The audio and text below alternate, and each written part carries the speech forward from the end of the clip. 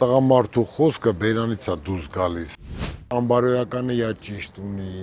ոստիկանը իա ճիշտը, մուսռը իա ճիշտը։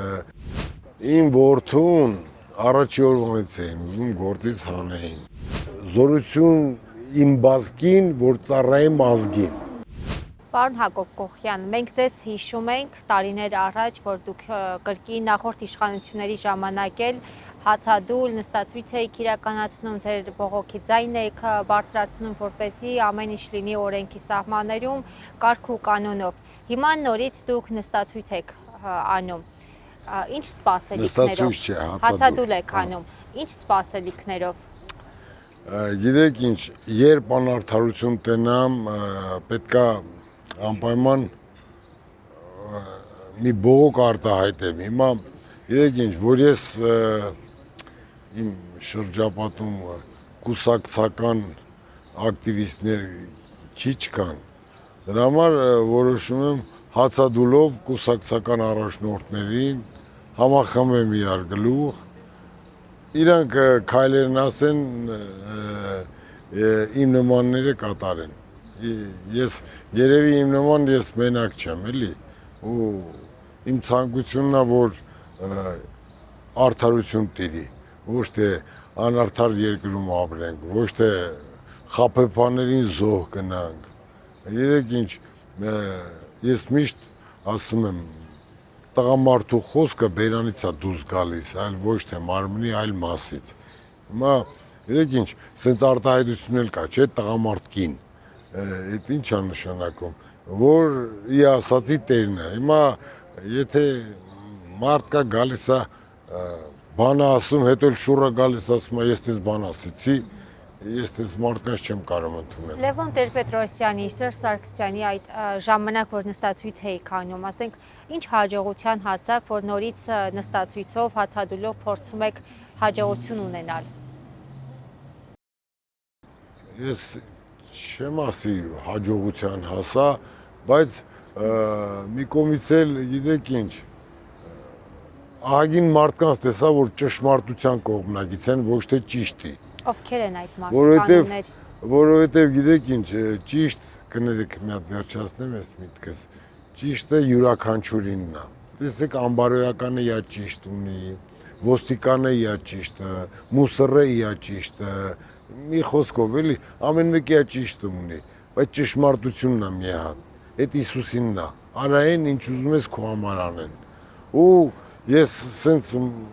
մարդիկ որ տենում եմ, արդեն ինձ բավարարված եմ զգում, որ պետքա ճշմարտության կողմնակից լինել, իսկական հավատացյալ լինել, ոչ թե երկու ծնգիչ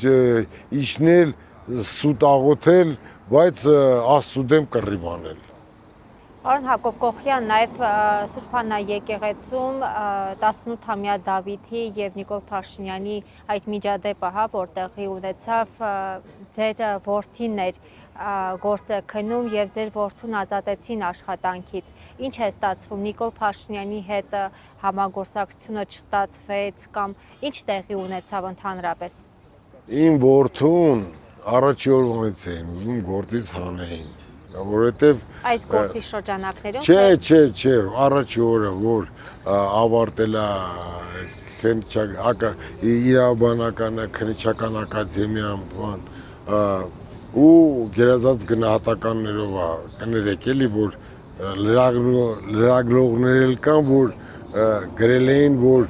իր շնորհիվ ինձ է ընդունվել, ես իմ կյանքով եղել եմ սպորտսմեն ու գողական կյանքին հարգող եմ եղել, ես հասկանում եք, ես չէ ուղղակի, որ իմ տղեն անարդարության դեմ պայքար էր միշտ անում, դպրոցական հասակից բան, ու տենց որոշեց իրավաբանական, որ ընդունվի, հետո ակադեմիան էլ մի հատ լրագրող էլ գրել է, հոր շնորհիվ է ընդունվել բան դեզդեմ, բայց կարան ստուգեն, որ գերազանց գնահատականներով ենք ընդունվել քննիչական ակադեմիան, այդտեղից նշանակում են իրան կենտրոնում քննիչ։ Առաջ օրվանից ասում են գրի դուս արի, ինքն էլ ասում է, չէ ոնց, այդքան փող եմ վճարել, սովորել եմ, բան եմ արել, ես խի պետք է դուս գամ, դե ասում են գնում ես, ուրեմն Ղարաբաղ բան է, կամանդիրովկա, այրեմ գործողման։ Հա ասում է, գնում եմ, ոնց կետ հաս, հա ասում է կետ հա։ Գնում է 2 ամսով ուղեգրում են։ Գնում է այնտեղ դե տունա վարձում, էս անում են անում, ընդ չնչին գումար են տված եղնում, բայց այդից չի բավականացնում սկիտան վարձին։ Մի խոսքով 2 ամիս լռանալուց հետո բա չես գրելու դուրս գաս, ասում է չէ, դե ասում են ուրեմն երկարացնում ենք, ասում է երկարացրեք, խնդիր չկա, բայց արդեն այս պայմանով, որ պետքա մի հատ տան վարձնել դուք մուծեք, միտեղ պետք է ասեք գոնե օրը մի անգամ հաց ուտեմ, ու միտեղ պետք է ասեք, որ գոնե շաբաթը 2 անգամ իմ շոյերը լվացկատան ասեք, որովհետև իմ մայրը օր ա եղել 2-3 անգամ իմ շոյերը լվացել, ես ասենց բա չէ, բան, չեն կարա, դե ասում է չեք կարա, արդեն դուք գիտեք, դուք որոշեք։ Ուղարկում են հետ։ Հիմա ուղարկում են, ուզում եմ ասեմ, առաջ օրվանից են ուզեցել որդուս գործից հեռացնեն, բայց որ գլուխը աշխատում է, ինքը հասկանում է գործից, տես մնացել է, այս վերջի դեպքն էլ հիմա կանչում են, դնում են կամերան դեմը, սենց հարցակում վարչապետի վրա, ինքն էլ ձևակերպում ուղարկում է դատարան, ինքը ինչ, սո դատավորը որոշի։ Պատճառ դարձավ արագացնելու, թե արդեն Հիմա նայեք, բանը, այդքանը չվարարվելով, որ դատավորը ես չեմ անում, ինչա տալիս, ինչա անում, ուղարկում են դրանց այդ երեխայի տունը խուզարկելու։ Գալիս է տունը, խուզարկում է, բան չի գտնում, դուրս է գալիս, լրագրողները հարցնում են ինչ կար տանը, բան, ասում է չէ, բան չկար, ոչ մի բան, նենց ոչ օրինական բան չեն գտել, բանը, գալիս է, գործի կանչում են կոմիտե, բա եթե բան չէր գտե խեր լրագրողներին ասում, կարող է լավ չէր նայել։ Չեմ, պետք է մի բան գցեր, որ գտել ես, որ քեզի թողեն։ Դեն ասում է, որ բան չեմ գտե, հարցնում են, ասում են բան չեմ գտե։ Դե ասում են գրի դուս ար, ինքն էլ սիրուն գրում դուս է գալիս։ Ինչ անի։ Հիմա սովորում է այդ դատապաշտպանների ակադեմիա, ինչա չգիտեմ, այդտեղ բանը ես որ կրթված չեմ, դրա համար շատ բաներ կարող է ճիշտ չեմ ձևակերպում, բայց իմացեք, որ ահավոր կիրթ եմ։ Երեկվանից այստեղ հացադուլ եք իրականացնում կենտրոնական ընտրական հանձնաժողովի նախագահը կամ աշխատակազմից որևէ մեկը մոտեցել է ձեզ։